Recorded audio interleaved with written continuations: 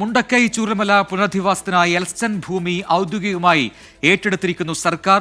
ജില്ലാ collector doctor Meghashree estate ഭൂമിയിൽ notice പതിച്ചു. നാളെ മുതൽ നിർമ്മാണ പ്രവർത്തനങ്ങൾ തുടങ്ങുമെന്ന് കളക്ടർ വ്യക്തമാക്കി. ബഹുമാനപ്പെട്ട കോടതിയുടെ ഡയറക്ഷൻസ് ഉണ്ടായിരുന്നു. 17 കോടി 70 ലാക്ക് സംതിങ് നമ്മൾ ബഹുമാനപ്പെട്ട കോടതിയുടെ രജിസ്ട്രിയിലെ കട്ടിച്ചിട്ട് ഭൂമി ഫിസിക്കൽ പൊസിഷൻ എടുക്കാനുള്ള നിർദ്ദേശനം ഉണ്ടായിരുന്നു. അതിൻ്റെ അടിസ്ഥാനത്തിൽ നമ്മൾ അത്ര പൈസ ഇന്ന കോടതിയിലെ കട്ടിവെച്ചിട്ട് ഫിസിക്കൽ പൊസിഷൻ നമ്മൾ ഏറ്റെടുത്തിട്ടുണ്ട്. അതിൻ്റെ നോട്ടീസാണ് നമ്മളിവിടെ ഒട്ടിച്ചത്. തത്കാലം നമുക്ക് ഫിസിക്കൽ പൊസിഷൻ കിട്ടിയതുകൊണ്ട് നാളെ മുതൽ നമുക്ക് വർക്ക് ചെയ്യാൻ ഒരു തടസ്സമില്ല. സുർജിത്ത് അയ്യപ്പത്ത് വയനാട്ടിൽ നിന്നും കൂടുതൽ വിവരങ്ങളുമായി ചേരുന്നു. സുർജിത്ത്, ഈ എൽസ്റ്റൺ എസ്റ്റേറ്റിലെ ടൗൺഷിപ്പ് നിർമ്മാണം അതിന്റെ തറക്കല്ലിടൽ ചടങ്ങിൽ തന്നെ മുഖ്യമന്ത്രി വ്യക്തമാക്കിയതാണ്. കാലതാമസമില്ലാതെ ഇത് പൂർത്തീകരിക്കാനുള്ള നടപടിക്രമങ്ങൾ ഉണ്ടാകും. അത് ശരിവയ്ക്കുന്ന രീതിയിൽ ഇപ്പോൾ കാര്യങ്ങൾ നടക്കുന്നു. കോടതി ഉത്തരവ് വരുന്നു. അതിന് പിന്നാലെ അധിക തുക കെട്ടിവെക്കുന്നു. അതിനും പിന്നാലെ ഇപ്പോൾ ഇത് കൈവശ ഭൂമിയാണെന്ന നോട്ടീസ് ആ ഭൂമിയിൽ പതിക്കുന്നു. നാളെ മുതൽ പ്രവർത്തനങ്ങൾ തുടങ്ങുന്നു.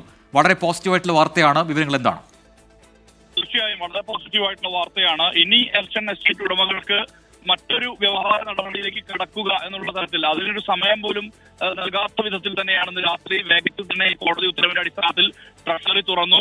ഇതുമായി ബന്ധപ്പെട്ട് 17 കോടി രൂപ അധിക തുക കെട്ടിവെക്കണമെന്നുള്ളതായിരുന്നു നിർദ്ദേശം. ആ തുക ട്രഷറിയിൽ നിന്ന് പിൻവലിച്ചു. ഇതിനുശേഷം വേഗത്തിൽ തന്നെ ആ നടപടി പൂർത്തിയാക്കി. തൊട്ടു പിന്നാലെയാണ് ജില്ലാ കളക്ടറും ഒപ്പം തന്നെ ADM-ഉം. ശരി, സുജിത്ത് അയ്യപ്പത്താണ് വയനാട്ടിൽ നിന്ന് വിശദാംശങ്ങൾ നൽകിയത്. നാളെ മുതൽ തന്നെ എൽസ്റ്റൺ എസ്റ്റേറ്റിലെ ഈ നിർമ്മാണ പ്രവർത്തനങ്ങൾ തുടങ്ങുമെന്നാണ് ഇപ്പോൾ മനസ്സിലാക്കാൻ കഴിയുന്നത്.